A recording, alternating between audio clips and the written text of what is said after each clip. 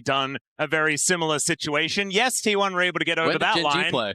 They don't. Oh. You'll have to wait until a tournament that's happening after this one. However, that was a really close series between T1 and them. This could be a similar situation, at least we could hope. And there are big grins, especially on the face of Reaper there, who was very, very excited to get this one going. Marta is all business, though, as you can see. And I'm looking forward to seeing what this draft is going to look like. And we're lucky because we're right in there. The Rumble, the Vi, and the Jarvan all taken away here as Yike getting a lot of focus here.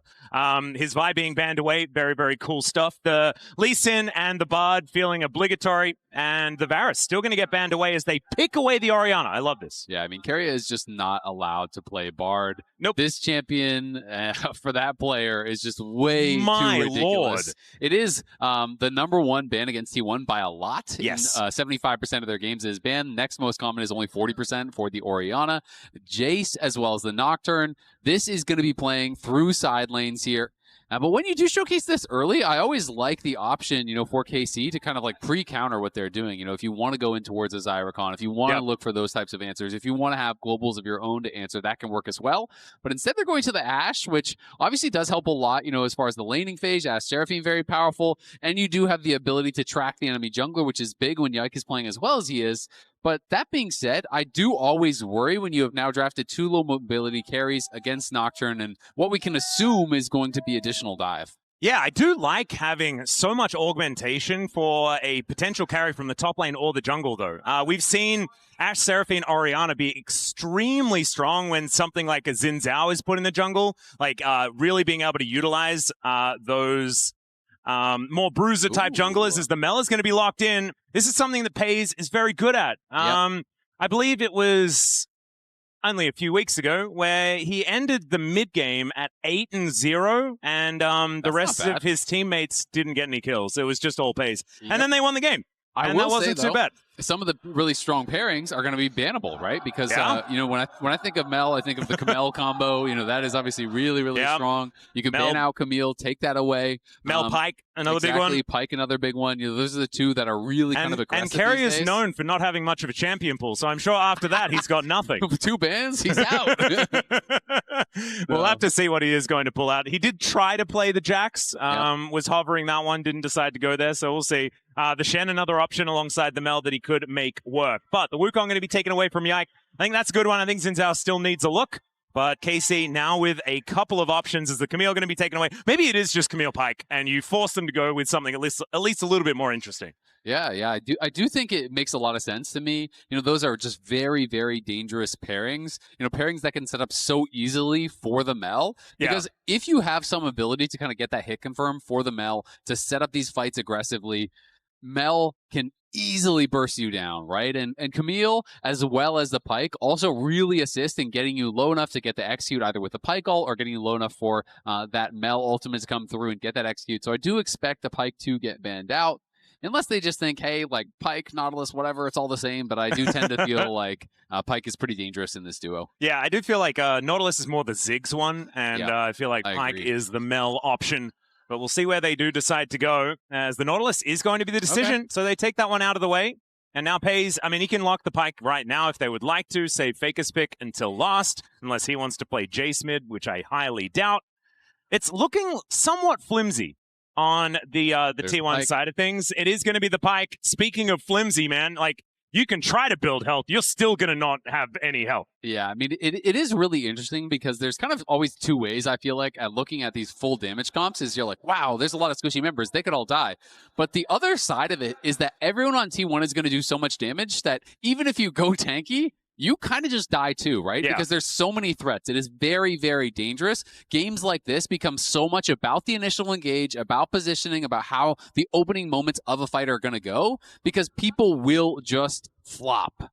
And Sion, is going to be there to try to survive the onslaught here, to try to soak up that damage, create that space. KC very clearly are drafting for a front-to-back team fight. Yep. It's going to be all about this, trying to protect your Orianna as well as your Ashe, utilize the counter engage of the Seraphine, of the Sion, to try to create that space and keep them alive.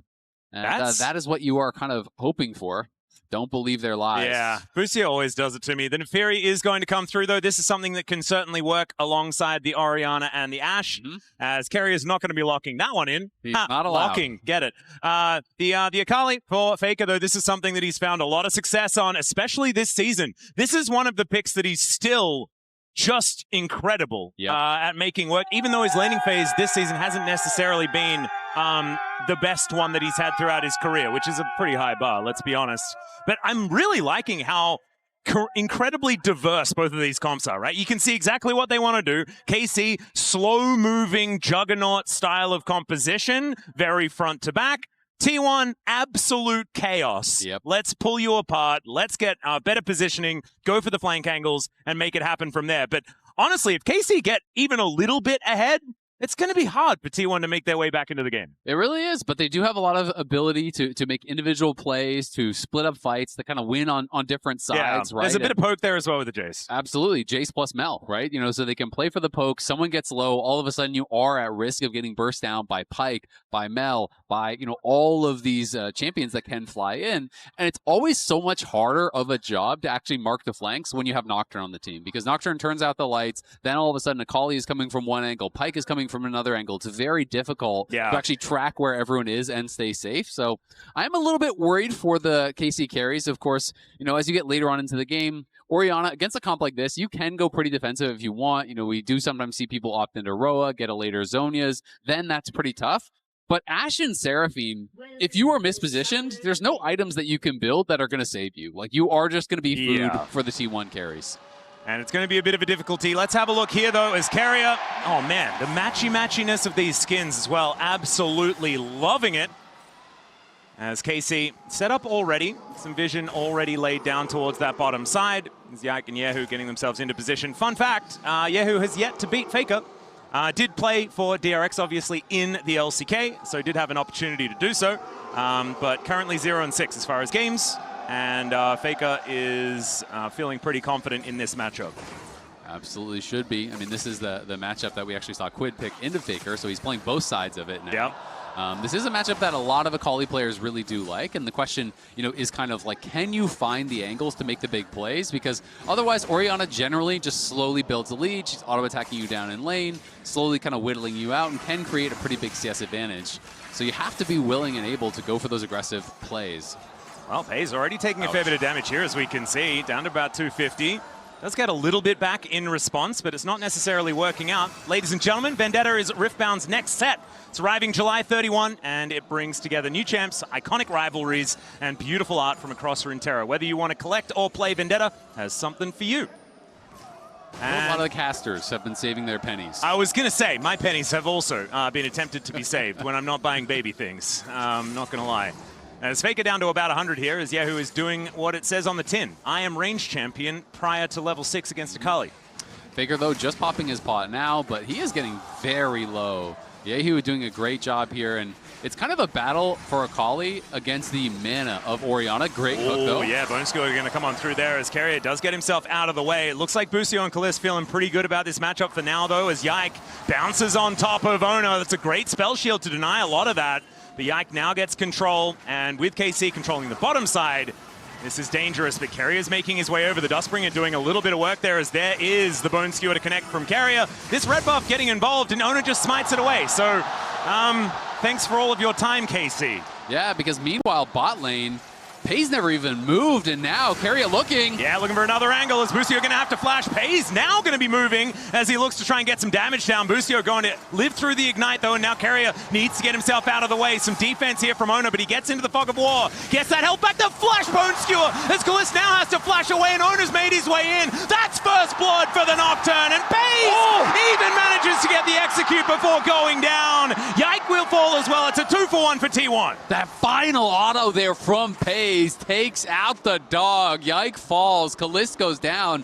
Kaliste was unable, or maybe didn't think he needed to flash the initial hook there from Keria, and that goes so bad for KC. Off of this invade, they put a lot of time into this. Look at the CS between Oner and Yike right now, 23-11. Yeah. You used that bot lane prio to try to play for this invade. They never were able to actually push back the KC members, but it didn't matter because Oner steals it away. He smites it out. Busio is forced to flash here early, and then when the hook comes back up a little bit later, it all came down to this flash hook here from Keria. Kaliste needed to actually flash this. I do believe he had time to react, but he flashes late, and then at that point, Oner is just going to flash follow. You're never going to get out of there alive, and then the last auto attack from Peyz does kill off Yike.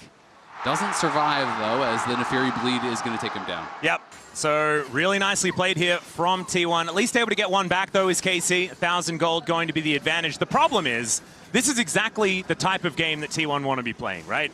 Chaotic, fast and loose, winning the trades, getting the advantages, and that is precisely what's happening here in this battle of former and current T1 top laners. It is the Jayce doing a good job. Busio, great sidestep there, but he's still very, very dead. That's going to be the auto to come through from Peyz. Execution! And oh dear, bad just met worse. Yeah, that is really, really tough. Great sidestep from Busio, but with no sums and a long lane, where are you going to go, buddy? There's no way out from that position, and that is the danger, you know, of picking these type of champions into some of the playmakers available there. We saw Keria going crazy on the Camille at times, and now, you know, off to a great start here in that bot lane. Peyz is just getting so strong, and we have seen it so many times. When Mels get really, really fed, all of a sudden, all it takes, QER, and you are basically just gone. Well, Keria looked for the angle there. Another bone skewer is going to connect, and Kaliste is extraordinarily dead. Nothing the Ashe could do. Tried to take Keria with him, but didn't have the damage, and T1 go to 4-1 now. This game is very swiftly falling apart. Oh, yeah. It is a 2K lead at 5 minutes. So you can say that again. That is a crazy... This game is swiftly falling apart. Thank you, Max. You're welcome. You're welcome. Crazy advantage there for T1 over KC at this point. And I talked about it in draft. When you are going a low mobility style of champion against a comp like this, if you get behind, you are going to get one shot. It is so hard to actually play the game. And Ashe and Seraphine are looking like they're going to be paper. This is the kind of game that KC really needs to try to slow down the pace. They have a lot of scaling. Oh, another bone skewer connects there. Even the route to connect onto Kaliste as Busio's just dead. Peyz gets the execution one more time. The daggers aren't going to quite land, as the second one does at least. The dragon might be considered, but I imagine T1 probably just want to keep killing them. Yeah. I mean, that's a pretty good objective as well. Just not bad. Racking up the gold here, as now it's nearly a 3,000 gold lead here at 6 minutes. They're going to be taking the dragon as well. Even Faker in the isolated 1v1 in mid in this melee versus range, he's up a couple CS. Yeah, he's actually doing fine. A slight gold lead. Oh, another bone skewer to come through here as at least Yike is able to secure his grump. Congratulations. That does, something. Yeah, that is something. I've got the silver lining. Okay. All right, this is a very dark cloud. Might be more of an iron lining in this one. Yeah, but Keria had probably the best Pyke game I have ever seen this season. They did not win. So maybe there's something there. Ulti to come through as Kaliste is going to survive for the moment. Ignite ticking down, but will not kill. So the Ashe is going to live. Whether that means very much for stuff getting better for KC, jury is still out. At least it didn't get worse. So there is definitely that. Well, he's not in lane. It got a bit worse. At least it didn't get as worse as it could. Yeah. At least it could have been worse. Yeah, there we go. So it wasn't the worst possible thing to happen. But now Busio, unfortunately, he is probably going to get dove here. Well, there's a fight going on elsewhere as well as Yike looking for Faker. He goes into the Shroud, though, and just ults away. That is going to be Peyz on a killing spree. Keria surviving as well as the successful 2v1 dive in the bottom lane. No sums needed there. None available for T1, but they were so confident they could actually make that dive happen. Beautifully set up again by Keria. As soon as he hits the undertow, as soon as you hit any sort of CC, the Solar Snare is guaranteed. That damage is going to come through, and they are bursting you down. And you know, even in the isolated 1v1 on the top side, obviously you are expecting to be down a bit as the Sion, but you are not expecting to be down this much. 20 CS, he's already taken 2 plates as well. Doran doing great in the laning phase, and did honestly have a pretty tough outing yesterday in the laning phase against Morgan, where he had been solo killed a number of times, but looking to be in really good form thus far in Game 1 versus Canna.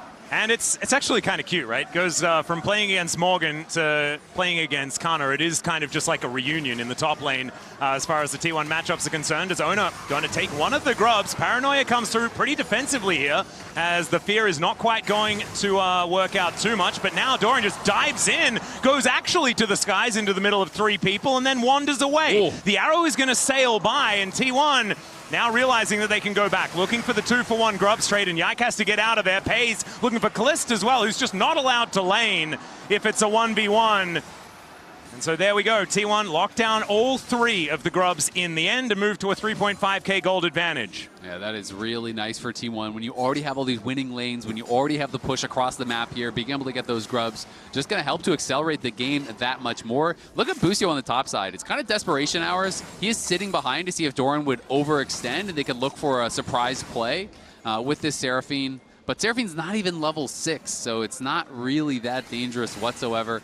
And Kaliste is down here on that bot side, but it's always pretty scary walking in, and T1 are just going to continue to invade here with Oner and Keria in such good positions. Yeah. They are not going to be losing any 2v2s. Nope. That's going to be the steal as well as Yike has to flash away. Faker just backflips over the wall, though, and I don't think this doggo is going to be able to do anything. Does manage to bounce over the wall and escape. The flash is now down, and T1 claim control of the enemy jungle. Yeah, and I mean, they're just keeping the pressure on because, like, look at this, right? Look at the CS. That is a giant circle. That's a really big circle, but I think a larger circle helps. Yeah. Almost 40 CS in the jungle. Yike has been a guy who in the LEC has really been impressing me and has been able to actually create some pretty massive advantages for KC a number of times. But in this game, it is Oner getting very far ahead, and these are their individual stats in this head-to-head, which I think is going to be a very important one throughout the series. Well, I hope that it gets more important as well. Good flash away from Kaliste, who does manage to land the arrow. I believe Rebuttal was on cooldown, but the paranoia, and Oner comes in and just puts him down. Another bone skewer to come on through, and obviously that one's going to hit. And Keria does go down as the response, and Yike will be able to survive, but they did at least get their target. Yeah, I mean, Keria dies, but you're giving the Mel another kill, and Seraphine's the one taking the kill from you, so who cares, right? Yeah. Peyz is just getting so ridiculously fed. Faker getting active on the map here, moving around, knowing you just want to keep invading, you want to keep the pressure up. Do not allow Yike any space to be able to recover. Ulti comes through here as Yike does avoid a bit of the damage, but he was never winning that 1v1. Peyz is able to put him down. Oh dear, that looked like a little bit of a sign of desperation as Doran going 1v3 here towards his top side. He wants in on the fun, but I have a feeling he may just be going down, turns his attention to the wave, and will be falling. So there's a little bit more back here for KC as they do what they can to limit this gold advantage. Yeah, it is something, and I mean, for KC, you've got to stay active on the map, try to find some sort of plays. Overload one side, look for something, because I don't think this is a game you can play slow anymore. T1 are going to be snowballing towards a quick soul. They have a massive advantage. If you can somehow stabilize the game at this deficit and farm and farm and farm, then you are going to have a chance in a fight. How did that hit? That didn't look very fair. Canna is going to come through and try and defend as Keria still wanting to find an angle as he gets hit by the kitchen sink and taken down. Okay, Keria, you're having a little too much fun, buddy. Yeah. Let's take a look at the mini-map. No one from his team is anywhere near him. I think he's been listening to all of those people saying he's the best player in the world, and it's got to his head. As now Peyz looking for kyeahoo one more time here towards his bottom side as we finally have a mage matchup. But man, yeah, maybe he was actually reading what Busio was saying. Is there's a paranoia towards the bottom side of the map. Oner is just going to put down kyeahoo. And I do want to say something about this. We did have Oner's stats come up before, like 42-8 was the win rate, but one of those losses was against Hanwha Life eSports. There's a reason why T1 are our second seed, and it's because Hanwha were able to win that best of 5, and Oner's Nocturne was just not that good. But historically, it has been a lot more like this, where he just wins. Doran going to take down Yike here as T1 just celebrate by roaming down the river and claiming even more kills. Faker even had another charge of that perfect execution to take him down. Do you call it a charge? I don't think it's really a charge, but he has a second activation. And Oner is going to grab the double dragon. I'll give it to you. Thanks, man. No problem. Appreciate it's a charge. You got 2 charges of it. Yeah, you do. You got one charge, does one thing. Another charge does a completely different thing. Yeah. Theoretically, different ability, but that's all right. Completely different flip. It's like Silas. He's got like his abduct abscond, 2 charges. 2 charges. Yeah, one does dash, one does chain, 2 charges. There you go. Yeah. We'll count it. It's another Cloud Soul. T1 obsessed with Cloud Souls, kind of like me. They are very good at getting them. The RNG just works out. But now they can move towards having infinite movement speed. And for a composition like this, Cloud Soul is probably one of the most scary ones. Yeah, it is definitely pretty terrifying when you have a comp that wants to play a lot through side lanes, wants the 1-3-1. You know, you have Oner and Keria moving around the map all the time, giving that additional move speed. Pretty scary. I think there could be worse ones for KC, but they are just trying to hold on here.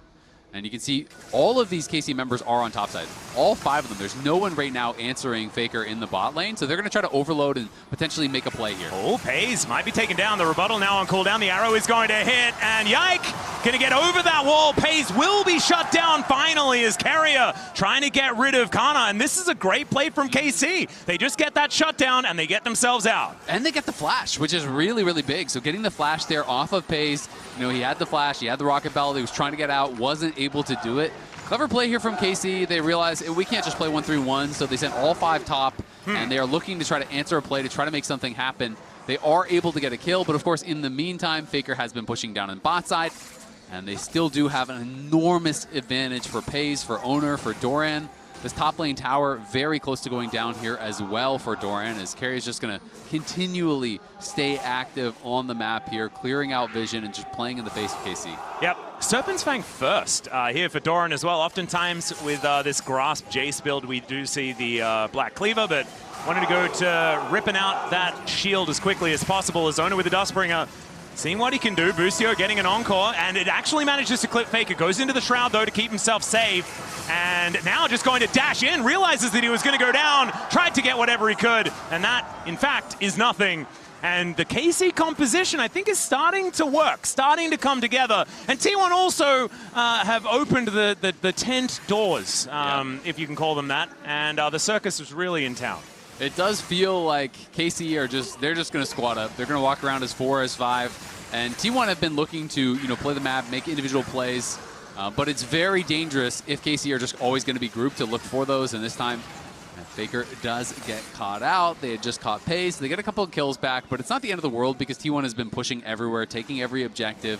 You know, they got that second dragon uncontested. They're going to take the Herald uncontested. They got the 3 grubs. You know, so everything's still looking pretty under control here, but T1 definitely want to clean it up a little bit and make sure they're cognizant of the fact that KC are overloading one side of the map over and over. Yep. At this point, like with a 6,000 gold lead at 16 minutes into the game, yeah, you're still probably going to be pretty happy. I don't think that Tom and Marta are going to be all that mean about this mid game, because this lead was just absurd from the beginning. Still 4 minutes until Baron, which is just kind of crazy. Soul Point is less than that, though, at 1.5.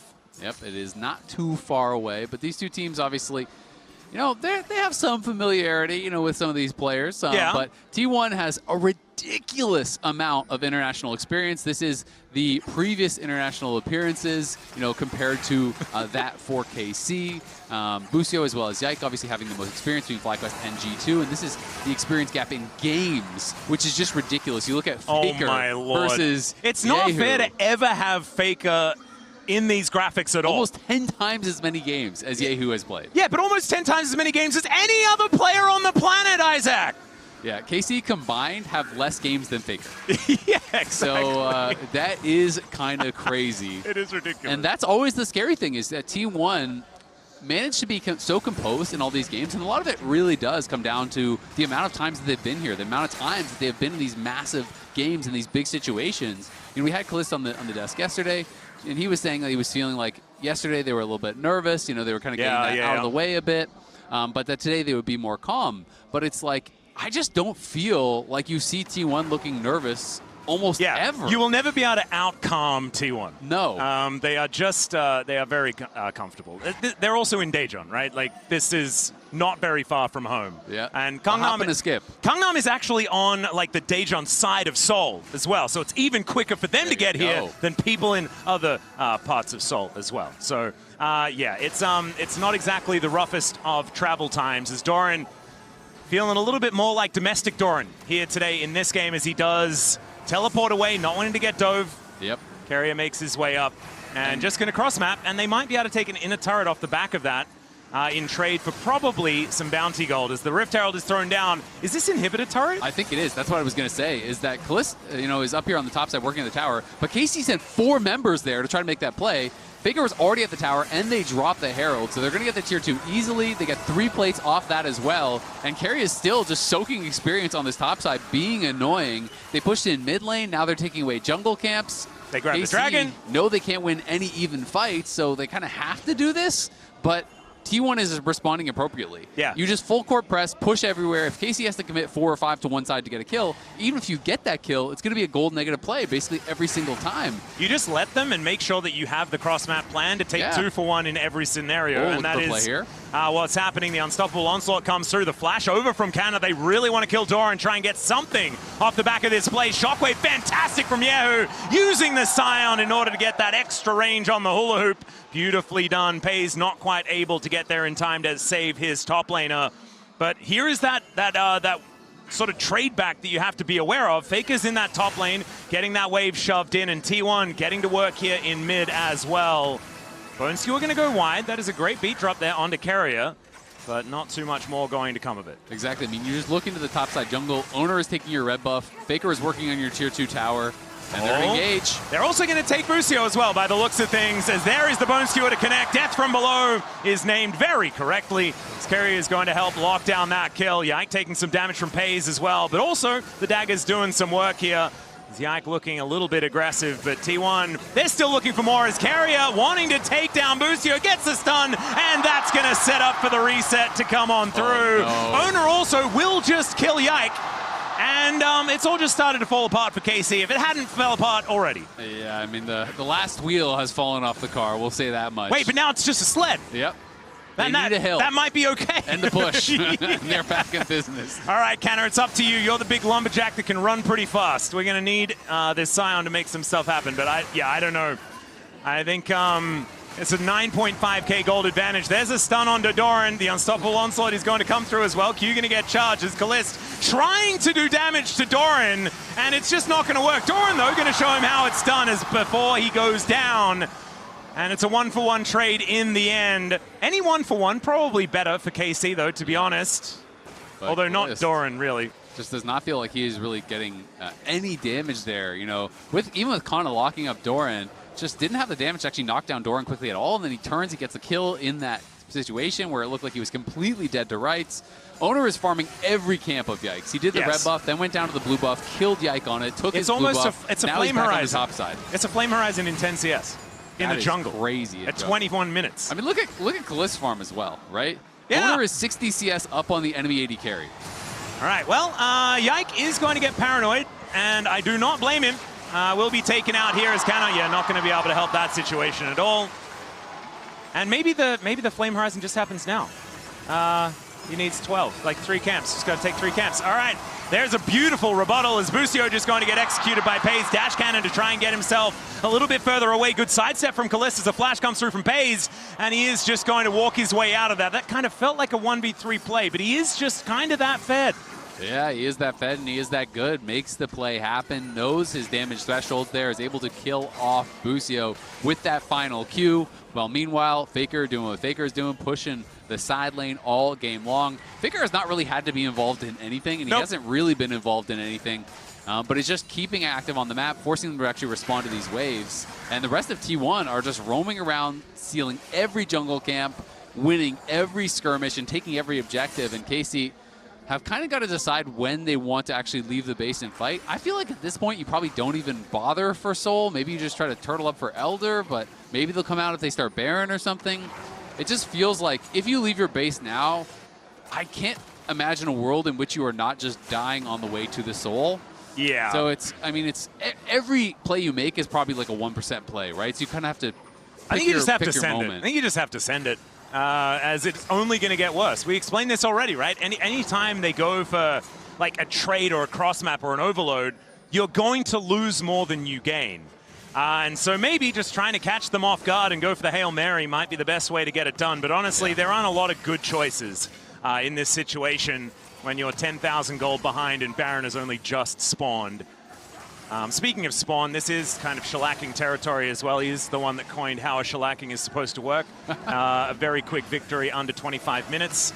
This might be heading in that direction, but we'll see. There is the paranoia to come down very defensively, though, as he actually uses it to reposition. Oner gets in there. It'll be a big shutdown, and that is going to go over to kyeahoo. Keria getting amongst it, though, as we can see. 1 versus 3 now, as the ulti from Peyz comes on down, and that is going to lock up a kill, but Peyz getting a little bit lower. Faker finally making his presence known as he tries to get over the wall, and does use the ulti to do so, but Canna blast cones himself, and will try to get this teleport out. Faker knows that he is going to be able to escape, and Doran just going to grab the soul here. But that fight, a lot closer than I think T1 were expecting. Yeah, it absolutely was. You know, they are able to get a couple kills. They take out Oner, KC, not allowing T1 to actually set up. They just pull the trigger immediately as soon as they see anyone they can go on. They full send it on Oner. He, of course, was able to turn it around, get that kill onto Kaliste with the rest of his team, but a couple of kills go the way of KC.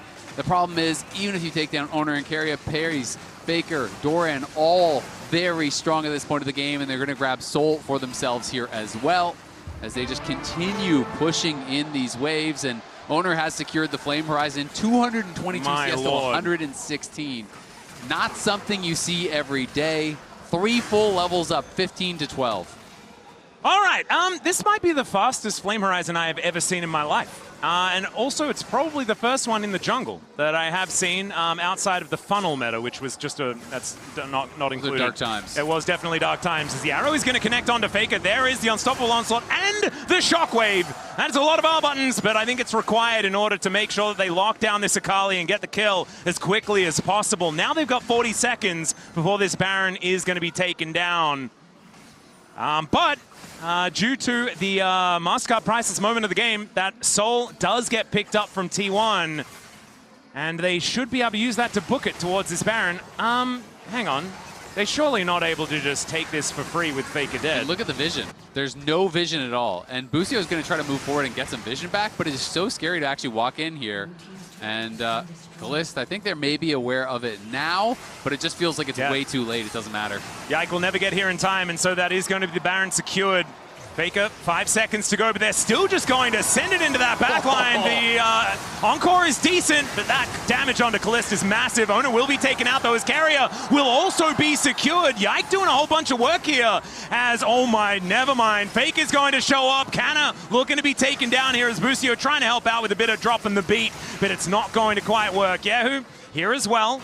Doesn't have his ultimate for the next little while, but a couple of seconds and that'll be back up again. And T1, that was a little bit of a bridge too far. Yeah, they decided to go for that fight, having a bit of fun, I think, in this one, and a few different moments. Oh, there's the rebuttal. And Kaliste not going to get killed by the ulti, but he still has to go home. Yeah, that was pretty terrifying. The amount of damage coming out from Peyz here has the Magi's on 12 stacks. Faker nearly has his death cap as well. And he is going to be a pretty huge threat here, too. You can definitely see, if KC were even remotely close in gold, that the 5v5s are very winnable, right? Yeah. You know, there are so many squishy members. They have some good AoE CC on the KC side, but they just fell so far behind that it has been incredibly difficult. And, I mean, just look at the initial damage that comes down onto Kaliste as they go in. This is not like a shockwave. That is just him. That's Umbral Blades. That is just Oner. Yeah. And on the other side, nicely played by Yike, is able to finish off Oner and then get that reset, take down Keria, who was quite low. From here, T1 not able to kill off the Sion, who's very, very tanky, but not able to stop that Baron either. And fun fact, once again, talking about this Nocturne, this is the second largest CS deficit at 25 minutes in international history, as Oner is going to secure a rampage for Peyz. 10, 2, and 7 now on the Mel, also having a very good performance, as KC just doing their very best to try and defend. And honestly, their very best is just not going to be enough, not at this stage. So we have a look at the Coinbase gold grind. Oner is just, making good money. Leave some gold for the other people. Or maybe just kill the Nexus, and then you don't need to really worry about it. Oner, just prove that you are the carry, and he absolutely is. And man, what redemption for his Nocturne as well.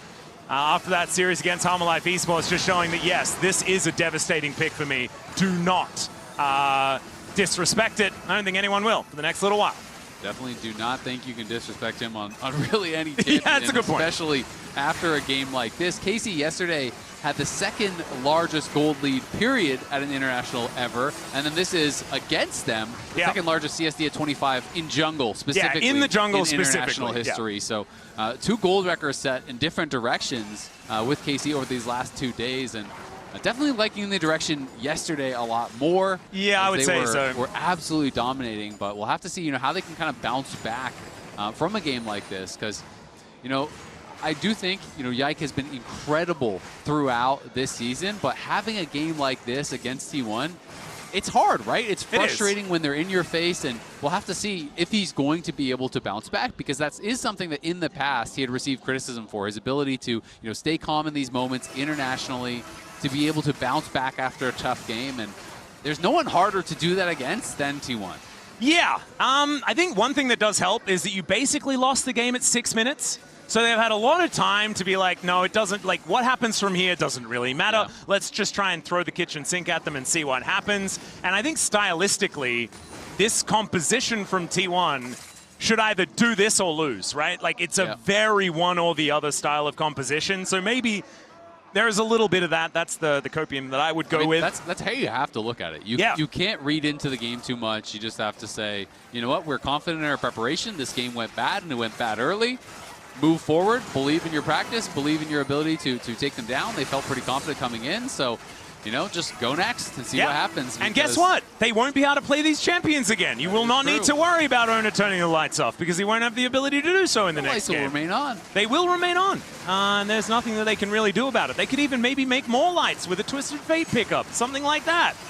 It's absolutely fine. But KC right now on the ropes. And we do have an Elder Dragon spawning in 20 seconds' time. Let's see whether they can get over to that one, as it won't be Exodia quite, as I don't know whether they'll have time to get a Baron before they just push and win the game. Maybe with 3 inhibitors down. So Oner can get the double Flame Horizon. Ah, that's the strategy. They heard that it's only the second largest CS deficit. All right, Yike in a lot of trouble here. Peyz looks for the ulti. That was an ambitious one. There's a paranoia. Never mind, not ambitious at all. Now they're going to look to just try and kill them all. Bone Skewer connects. That is 3 on the floor. Oh. Shockwave is incredible as Keria goes down, but he's the only one to fall as the immediate revenge for T1 does come down. The former T1 player is left till last here as Canna will try and charge some Qs underneath these Nexus turrets, but this battle against Pyke I don't think is one that he is going to win. Nexus turrets fall, no Elders required here for T1 as they will obliterate KC in the first game. An incredible first game here to kick things off against KC. T1 showing their strength with these kind of bot lanes here, bringing out the Mel, bringing out the Pyke. It was terrifying.